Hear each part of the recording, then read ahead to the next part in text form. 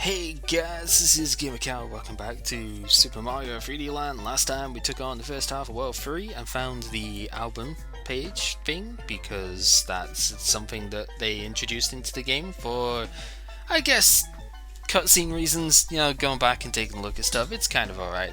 This time we are going to go ahead and finish off World 3. So let's start with the bungee rope level because that's kind of what it's looking at here.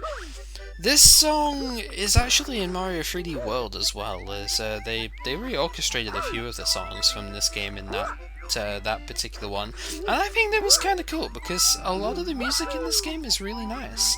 Not gonna lie, it's a pretty good soundtrack. Anyway, fuzzies, they do their usual fuzzy thing. You can get hurt by them as much as you want. I would rather not get hurt by them, but if you for some reason like to do that, I am not going to, you know, question your logic too much. I mean, I'm going to question it, but I'm not going to question it too much.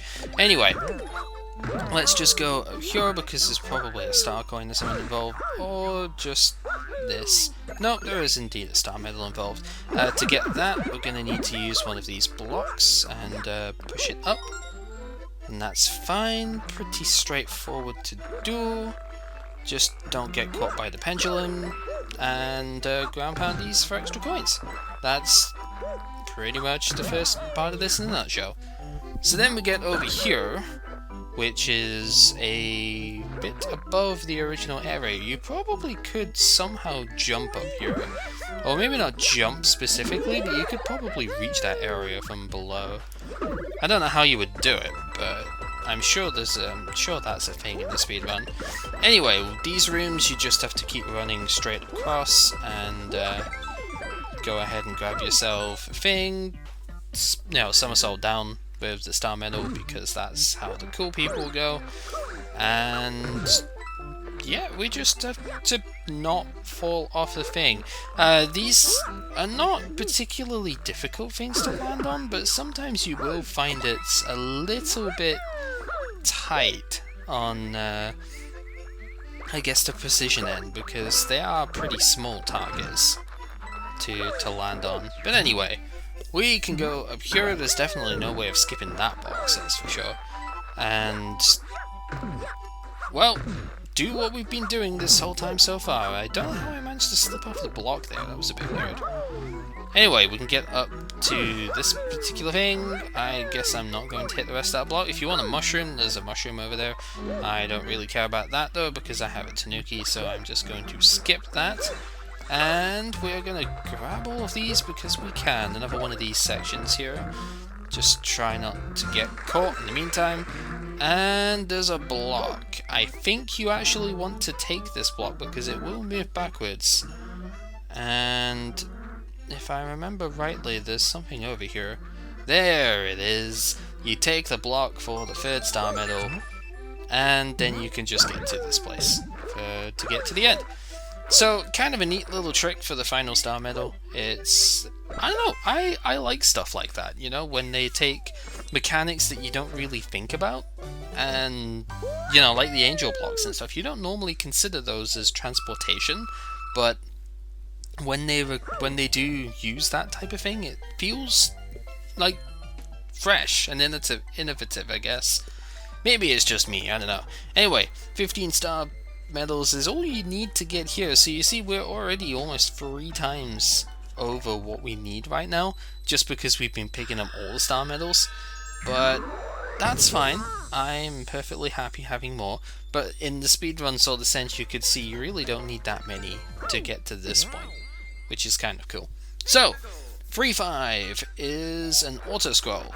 So that is always everybody's favourite type of level, right? But we are in Cookie Land, so I guess there is that. I need to make sure that I get the star medals in this stage though, which means I need to remember where they are. You can grab yourself the first star medal there. But yeah, Tanuki is really easy to get in this stage, so that is good. And the thing with these auto scrolls is that the left edge of the screen here is actually a bit closer than you would like. Oh yeah, I forgot there was that dude down there. Oh god, no, I apparently did not get the jump height which I needed off of that. That is the one problem I find with the Tanuki. And it's the same with the cape and stuff in like Super Mario World and stuff like that. Whoa! Okay, I did not expect that to happen. It's the same problem I find with the cape and to a lesser extent really in Super Mario World. It's that it makes it really difficult to time the precise jumps, because you've got to consider the floating aspect as well. And I feel like it's worse for this power-up than for the old ones, because this power-up, you can see it hovers you just about in place for a little bit, and then you get sent down. So you've got to delay it even more, because you start falling faster after a short period of time. Whereas for the cape in Super Mario World, it was a constant fall down. And even in Super Mario Bros. 3, where this power-up is originally from, it was a much more consistent falling speed than this one. So, I don't know, that's just me though. It's not flawed in any way, it's just unfortunate that I happen to find it a bit trickier to work with there. And, well, at least the star medals were really easy to get in this stage. So, yeah. We are also, of course, going on white chocolate bars, which is kind of cool.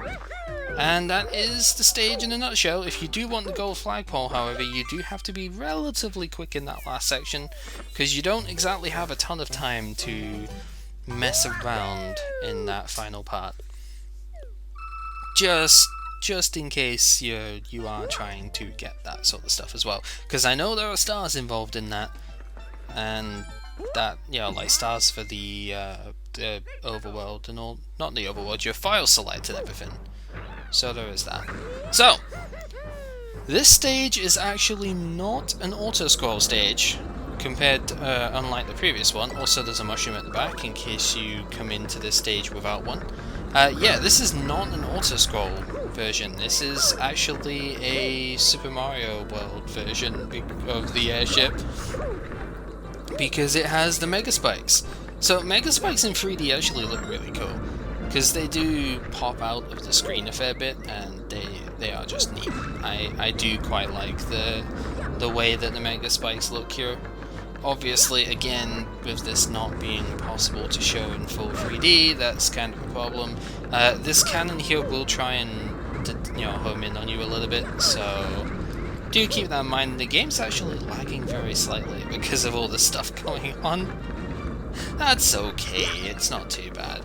So, what have we got to see here? We have just got to take a look around to see what is all going on. I do think that the Mega Spike style, though, you can see there's a lot of them over there. The way that this, they are built into this stage is really kind of neat. That's one thing that modern Mario games do fairly well, is that they build the world quite nicely. Like, these stages are all kind of random in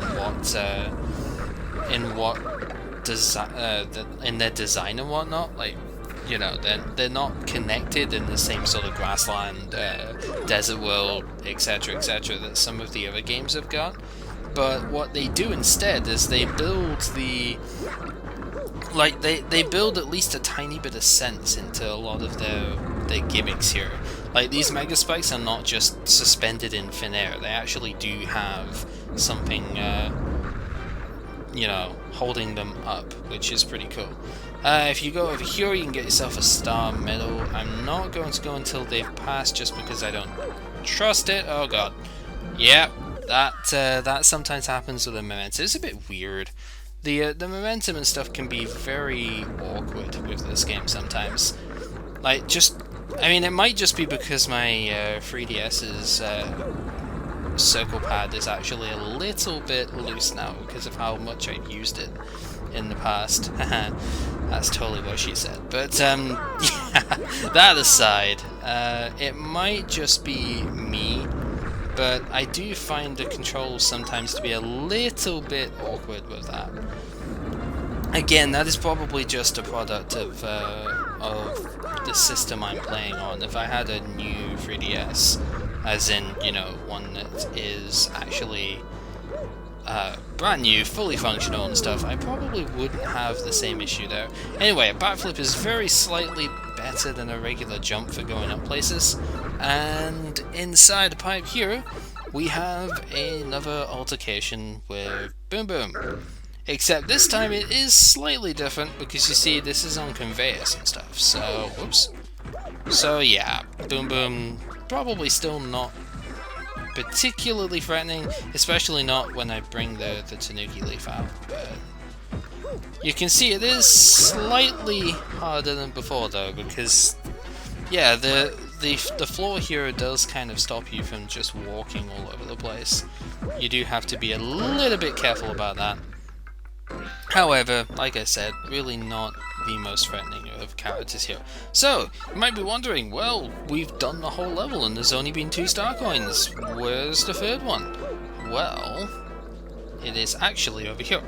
So, this wasn't just me, you know, being weird last time when I was explaining about the extra life and stuff there. They actually do hide a star coin in one of those. Which is kind of jerkish when you think about it.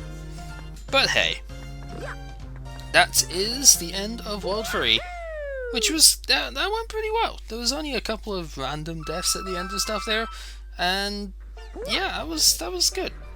You can see that the levels are introducing new mechanics and stuff fairly tamely, but at the same time, there is definitely a bit of bite to 1 or 2 of them.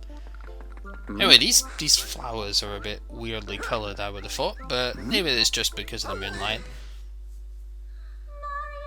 So, we are always in the Princess's Forge. That is weird to know. Also, again, if you play this game with the 3D on and stuff, the lighting here, the streaks that are coming down, actually look really cool. Because some of them are behind the princess, some of them are in front. You can see it to an extent in the 2D, you know, like image for it, but it, you know, doesn't show up as well as you would like. Anyway, our hero has newfound determination to do stuff, and there was a random Monty Mole there. Maybe that is foreshadowing for what is coming next, who knows. This is being GamerCow playing Super Mario 3D Land, obviously. I wanted to say Pokemon there, except it's not Pokemon. Next time we'll take on World 4 and see whether that ominous Monty Mole presence actually amounts to anything. See you guys next time.